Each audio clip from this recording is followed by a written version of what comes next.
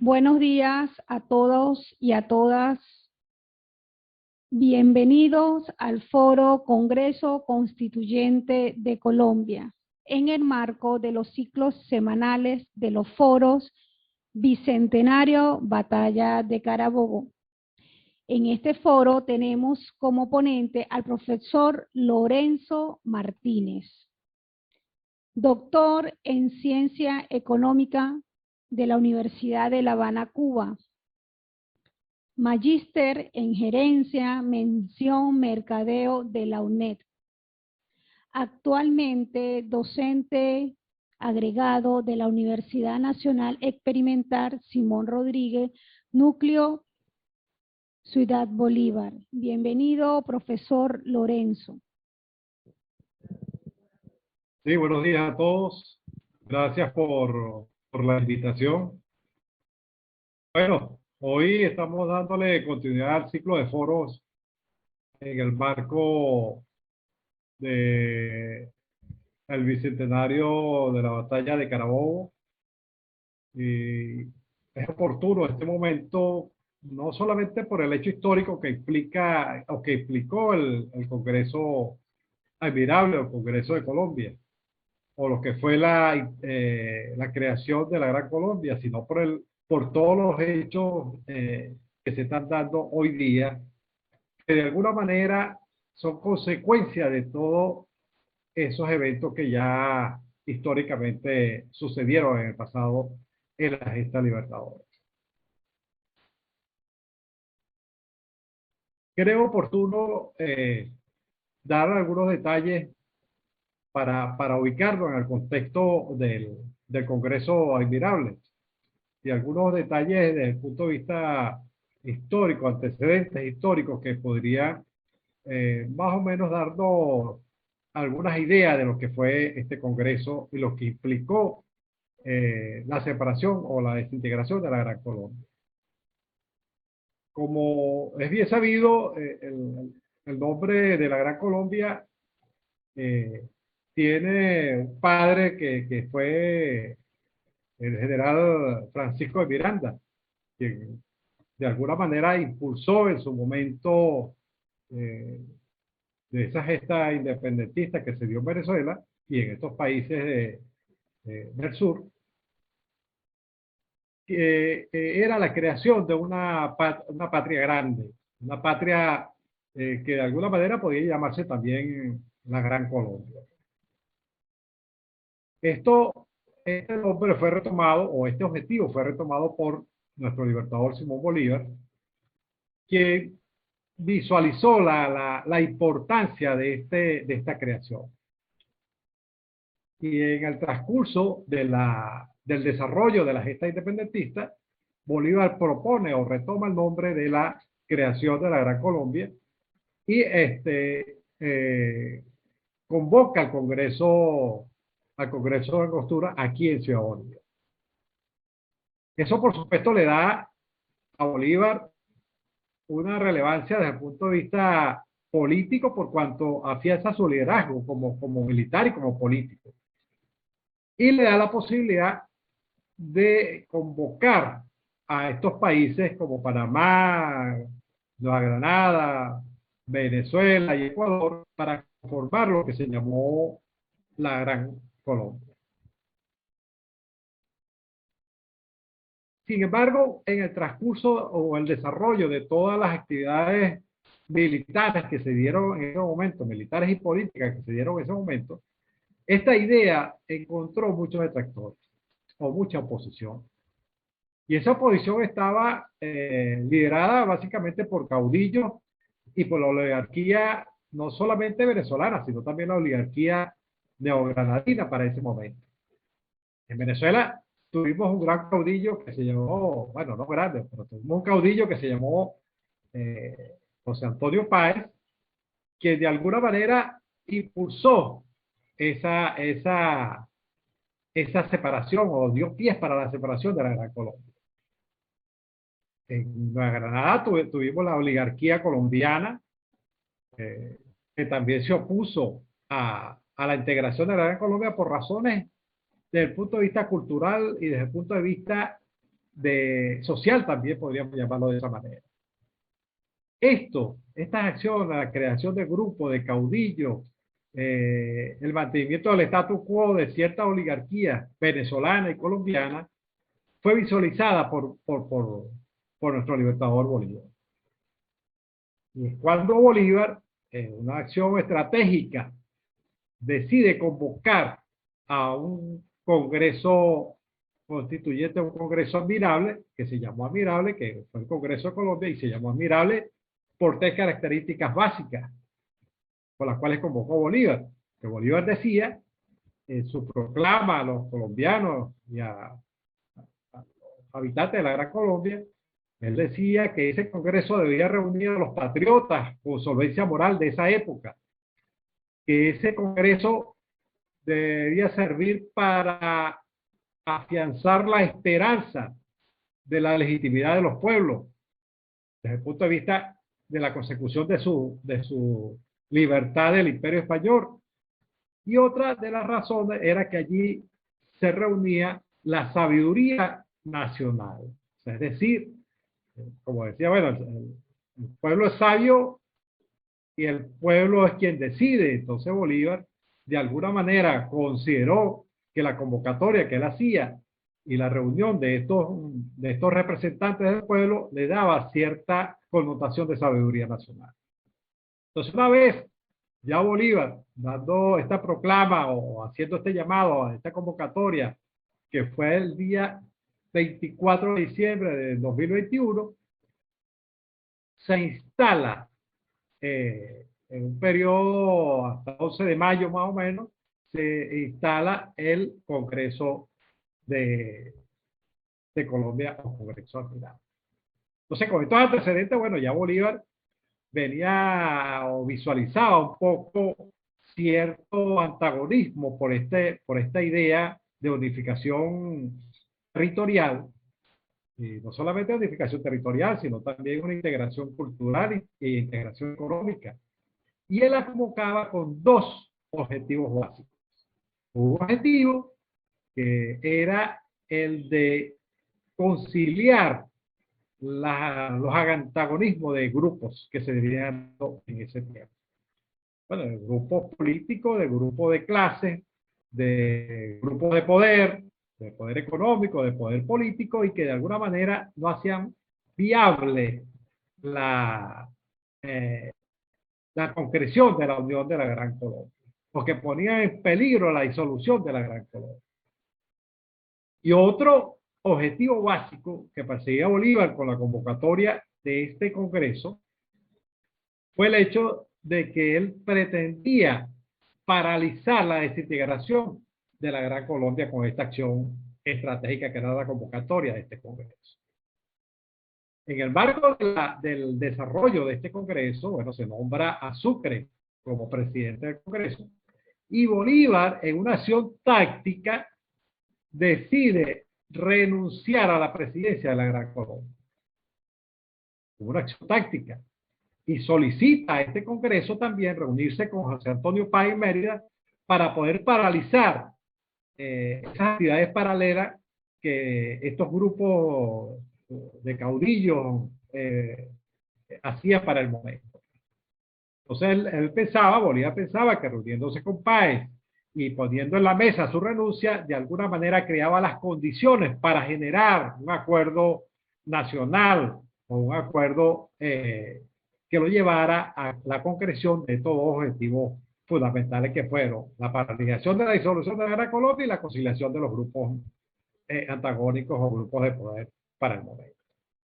Sin embargo, el Congreso de Panamá, el Congreso Admirable, el Congreso de Colombia, no le aceptó la renuncia. Y por supuesto tampoco le aceptó reunirse con José Antonio Páez en la ciudad de León. Esto se dio en el marco de ese congreso. Ahora, este congreso se da en un contexto en varios ámbitos. Se da en el ámbito ideológico, por supuesto, porque ya Bolívar visualizaba la tendencia liberal con que Santander impulsaba las políticas o la gestión de gobierno que se hacía en la Nueva Granada. Una tendencia ideológica liberal que contradecía en muchos de los casos lo que él propugnaba como modelo político o sistema político para esta gran región.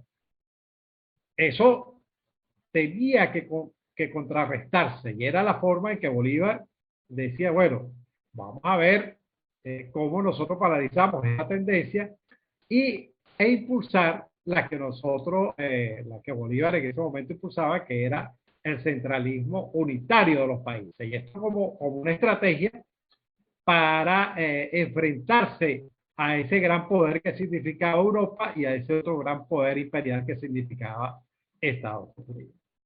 Entonces, ese ámbito, en el contexto histórico, el ámbito ideológico tuvo mucha relevancia o mucha importancia en las acciones que el gobierno central de la Nueva Granada tomaba o que tomaba en cuenta para hacer su gestión de gobierno. Y que trataba, que de alguna manera influía para la desintegración de la Gran Colombia. Otro elemento desde el punto de vista del contexto es el ámbito político, la confrontación que había desde el punto de vista del santanderismo y desde el punto de vista del bolivarianismo. Uno que impulsaba la teoría del centralismo, como era la corriente de Libertador Simón Bolívar, y otro que impulsaba el federalismo. Ahora, ¿cuál era el peligro que el Libertador Simón Bolívar veía desde el punto de vista del federalismo? Bueno, decía que el federalismo era la división que no debía darse porque países divididos eran más propensos al dominio de esas potencias como Europa, como España y como Estados Unidos en ese momento. Por lo tanto, había que jugársela con un sistema político administrativo que de alguna manera le diera fortaleza a la toma de decisiones, que de alguna manera le diera fortaleza al sistema político venezolano, que de alguna manera le diera fortaleza a la creación de una estructura económica que pudiera competir con ese monstruo que significaba la Unión Europea y que ya se visualizaba con Estados Unidos. Entonces, el contexto desde el punto de vista político tenía esa tendencia, esas dos tendencias, una pugna entre el santanderismo y el bolivarismo, uno centralista y el otro federalista. Otro de los ámbitos que influyeron también para que Bolívar convocara a este congreso y se desarrollara el congreso era el aspecto institucional. O sea, era un debate entre asumir un gobierno centralista desde el punto de vista político, un gobierno centralista que tomara decisiones para que los diferentes países pudieran desarrollarse y tener autonomía desde el punto de vista administrativo, pero también tuvieran libertades desde el punto de vista económico para desarrollar un potencial que pudiera sumarse a esa gran patria que era la patria grande que Bolívar llamó la Gran Colombia. Entonces, esto de alguna manera dio pie para que este Congreso tuviera algunas connotaciones desde el punto de vista ideológico, desde el punto de vista político, desde el punto de vista institucional. Pero también había otro aspecto, que era el aspecto comunicacional, que jugó en contra de esos elementos que pudieran darle continuidad al proceso de desarrollo o de consolidación de la Gran Colombia. El aspecto comunicacional, una comunicación que salía de Perú, llegaba a 15 días, un mes de retraso, por supuesto, no le daba la posibilidad al Libertador de tomar decisiones oportunas que lo llevaran a enrumbar o a darle nueva direccionalidad a ese proceso que se desvirtuaba o que llevaba otro rumbo que no se esperaba. Entonces, el aspecto comunicacional también jugó un aspecto importante, que hoy día también juega un papel importante. Entonces, ahora, ¿cuáles fueron las consecuencias de la realización de este Congreso? Si nosotros vemos el desarrollo de los eventos que se dieron antes del Congreso, del Congreso Admirable, vemos que por un lado se dio la cosiata, impulsada por Antonio Páez. La cosiata fue un elemento político separatista, donde Páez de alguna manera trataba de afianzar su poder caudillista y sin oponerse, se oponía a la oligarquía colombiana, pero no se oponía a la directriz o al mandato de Simón Bolívar, que era una contradicción. Sin embargo, bueno, eso se dio en ese momento. La cosiata jugó un papel que fue impulsada no solamente por Páez, sino también fue apoyada por Santander, a quien le interesaba que este proceso se llevara a cabo. Otro de los elementos que también, o hechos políticos, que se dieron para la época previos al Congreso Admirable, fue la Convención de Ocaña.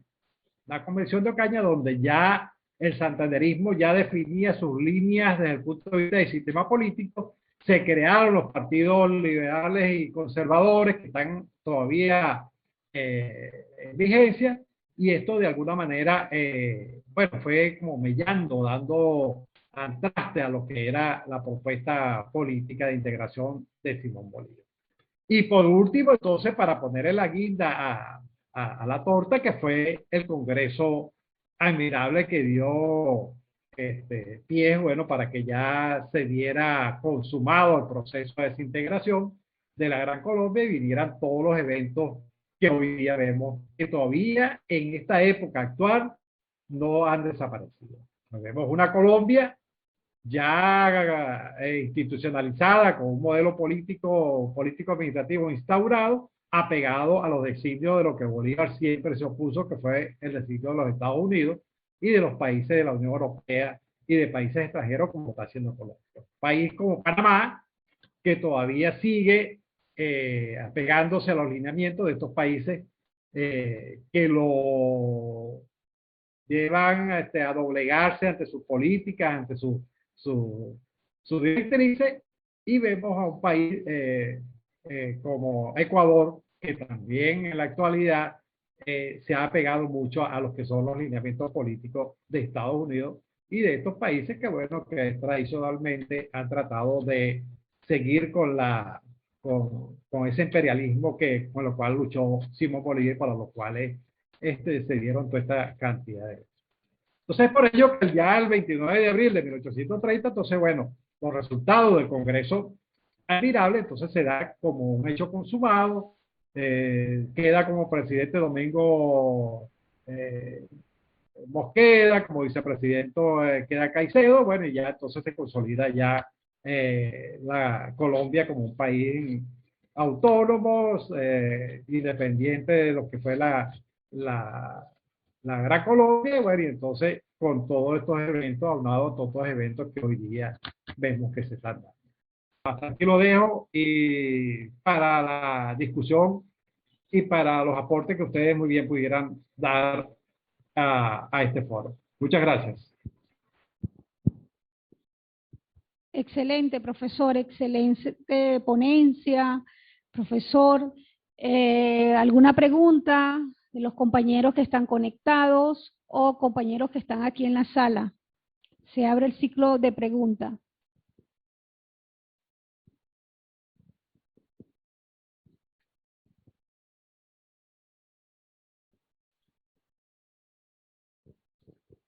Aquí en la sala me está indicando el profesor Ángel Morales que tiene una pregunta. Adelante, profesor.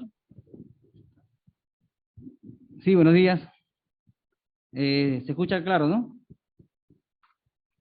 Sí, sí, te escucho. Bien. Mi nombre es Ángel Morales, docente de aquí de la institución UPT Bolívar. Bastante interesante su exposición, profesor, y bueno, tengo una duda que creo que es la duda que tenemos todos, ¿no? ¿Cuáles son según la historia, ¿no? Según la historia, lo que nos ha dejado la historia marcado y como parte de esa enseñanza que nunca debemos olvidar, de esa base de lo que queremos ser, de hacia dónde queremos ir. ¿Cuál usted cree que sean las posibilidades reales de, aunque suene utópico, de retomar ese proyecto de Gran Colombia actualmente, dada la situación social, cultural, en todos los ámbitos pues, que estamos viviendo ahorita como Latinoamérica, vista la posición de Brasil, vista la posición de Colombia? ¿Realmente es utópico ese sueño de Bolívar todavía o sí existe una posibilidad real? Esa es la pregunta, profesor. Ok. Bueno, yo creo que los eventos que están sucediendo en Colombia tienen una lectura, ¿no? Y esa lectura nos dice a nosotros que los hechos que estaban ocurriendo son como aquellos que tienen reprimido ciertas cosas y que llega el momento en que ya no la pueden tener más y la sueltan. Entonces, yo creo que el pueblo colombiano está cansado ya de la forma de gobierno de la oligarquía colombiana y, bueno, ya está despertando.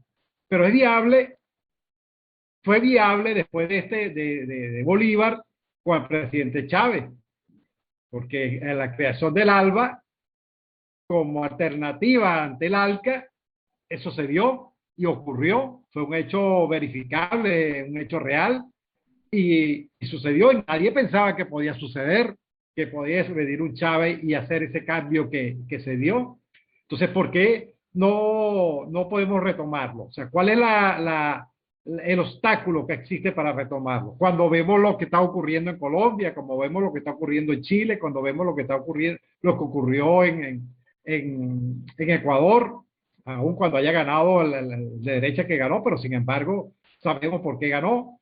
Entonces, estos países, en lo que está ocurriendo en Perú con la escogencia del candidato presidencial que está saliendo como la alternativa que nadie lo daba como un potencial ganador de las elecciones del Perú. Entonces, yo creo que lo que hizo Bolívar y después fue retomado por Chávez, que fue lo que hizo Bolívar, lo que retomó Bolívar con lo que inició Miranda, se dio, y ahora que Chávez recogió lo que hizo Bolívar, se repitió. Entonces, yo creo que es hora ya de recoger, sin ser un poco idealista en esto, ¿no? O sea, ya basándome en lo real, en lo que está ocurriendo, pero yo creo que sí hay posibilidades de retomar esa unión de los países. Ya en otros términos, en otras condiciones, pero sin embargo se da.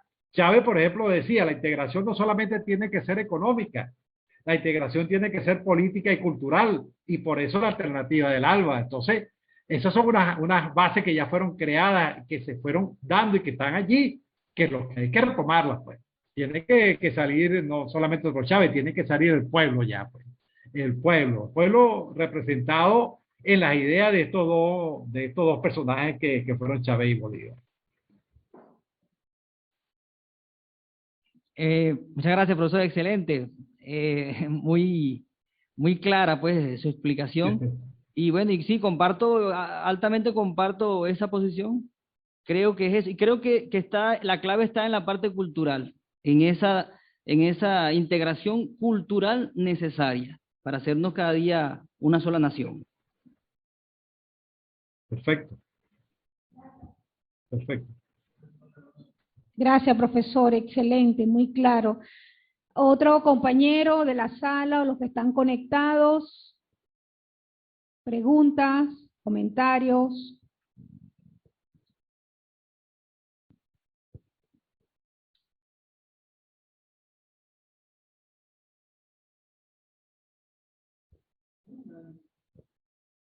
Ajá, aquí me está informando el profesor Freddy que tiene una pregunta. Adelante, Freddy.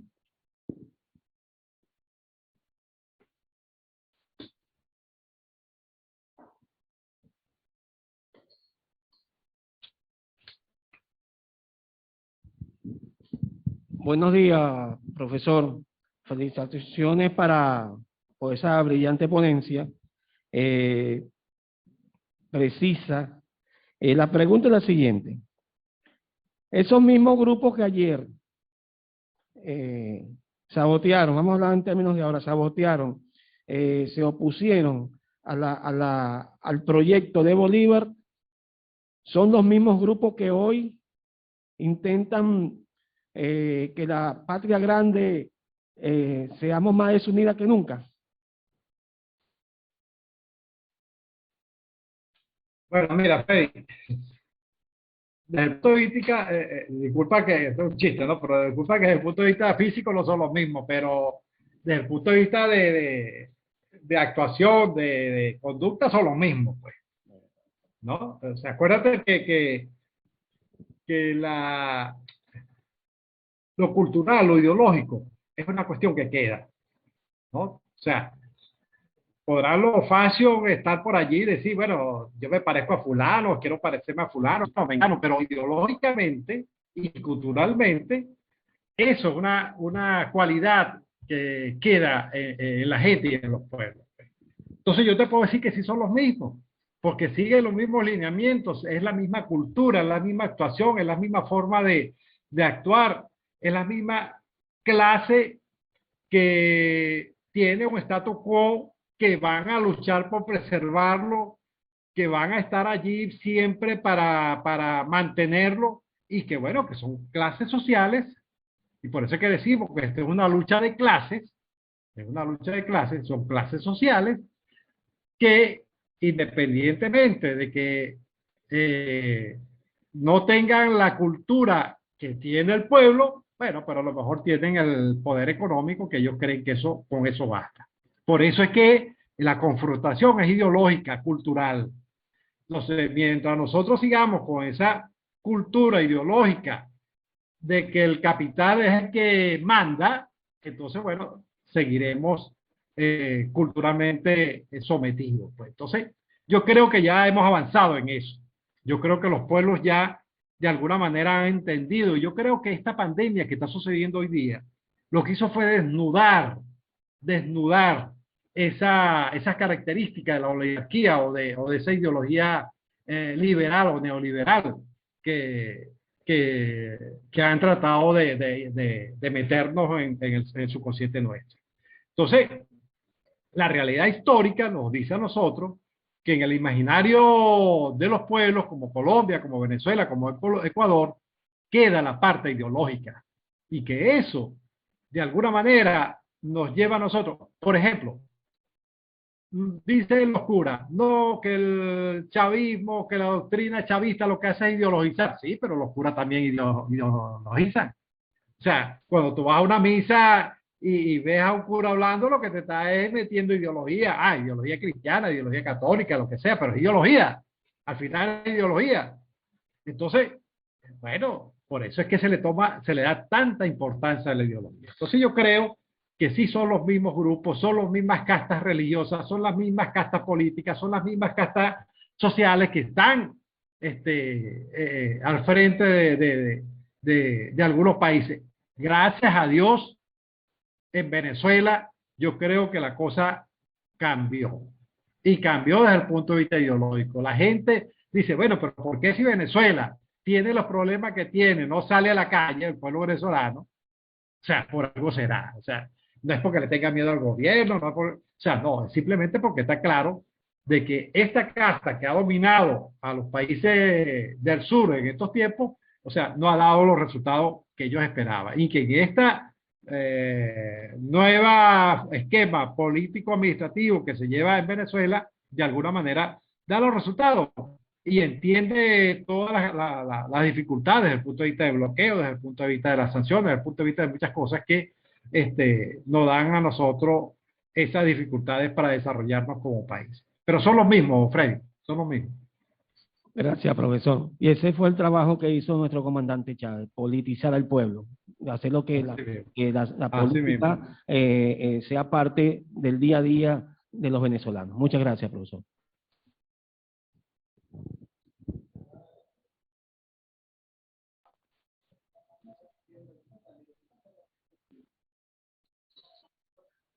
Así mismo es. Pero Eh, gracias, Freddy. Excelente. Otra persona, el profesor Armando, que está conectado. Si tiene alguna pregunta, algún aporte, profesor Armando.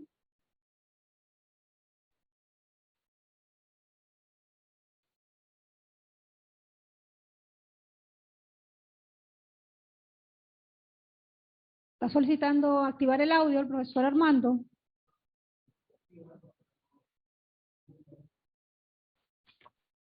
Bueno, profesor, excelente ponencia, la cual nos indica en síntesis que el ayer está más presente que nunca.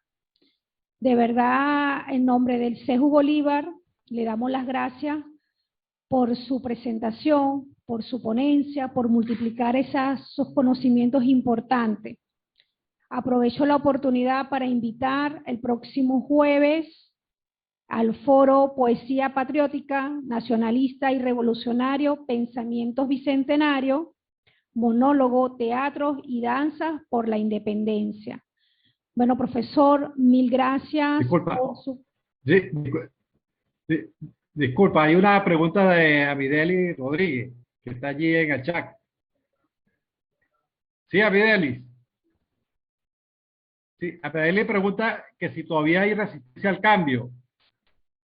Y de verdad me parece oportuna la pregunta, ¿no? Pertinente, porque disculpa que no sé si hay chance de responderle. Sí, profe, sí hay chance. Ok, ok. Mira, Amideli, la resistencia al cambio está presente en todos los ámbitos. Y yo puedo decirte que la gente cambia por dos razones. Una es por amor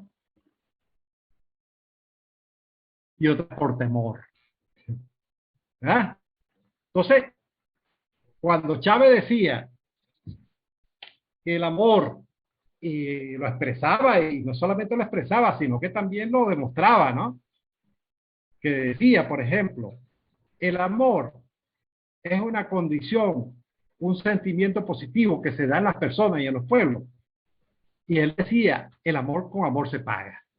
Entonces, los cambios se dan siempre y cuando tengan esa condición de amor, más intenso que en otro.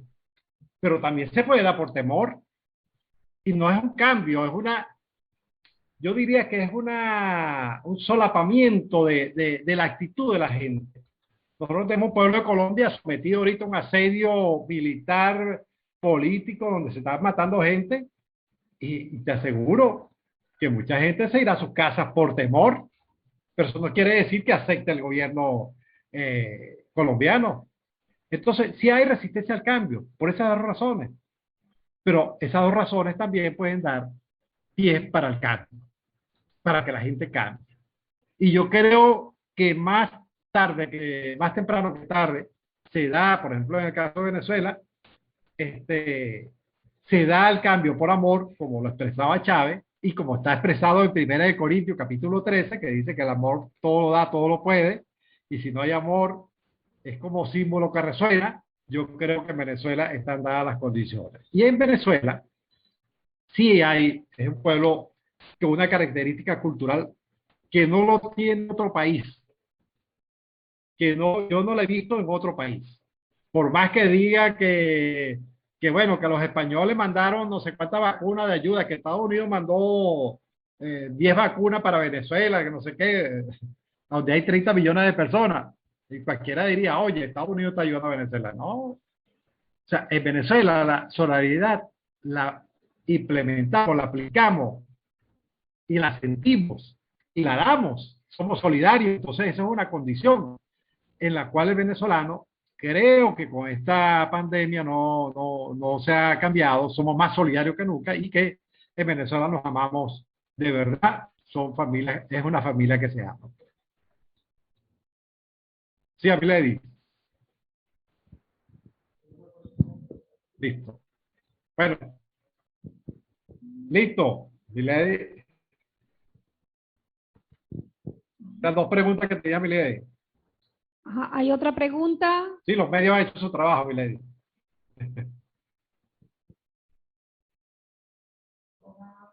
Oh, ¿se me escucha? Sí, profe, Armando, perfecto. Aló. Armando Álvarez. Profesor Armando, Muy buenos días. escucha. Tengan todos, muy buenos días, tengan todos en la estancia. Claro, no podía dejar de participar en esta conferencia porque tenía muchas expectativas y quiero precisamente felicitar al profesor Lorenzo por su disertación. Y también quería hacer como un aporte desde el punto de vista de lo que significan los acontecimientos que hoy se dan en Colombia. Yo creo que eso es un buen presagio, porque Bolívar en principio consideraba de que para lograr la emancipación tenía que ser de manera conjunta, pues, que tenía toda la región que participar en ello. Y la historia se repite porque precisamente los que tomaron la vanguardia en ese momento histórico para la emancipación de la región fue precisamente Venezuela y Colombia.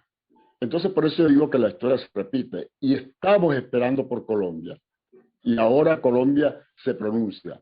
Y yo creo de que entonces viene la emancipación una vez más de los pueblos de la región. Eso era pues porque quería hacer comentar, no sin antes pues considerar de que fue muy importante pues este foro, porque nos lleva a eso, pues a conocer nuestra historia para defender nuestra patria. Hasta luego pues, o hasta el próximo jueves, si Dios quiere.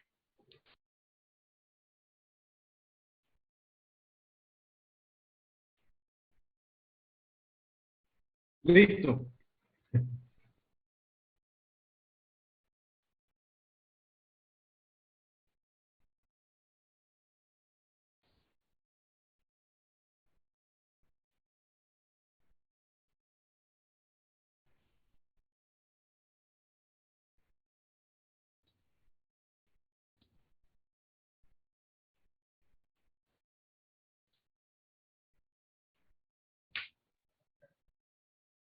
Ahora sí, ya la profesora Rodríguez tiene problema de audio. Bueno, algún compañero que se encuentre en Sí, la... ya le respondimos. Ok, excelente. Bueno, si no hay preguntas, profesor Lorenzo, en nombre del CEJU, mil gracias y nos vemos el próximo jueves en el próximo foro.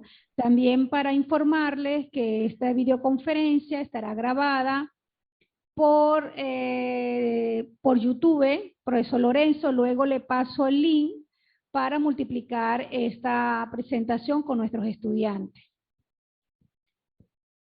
Seguro. Gracias, muchas gracias. Gracias a usted, profesor.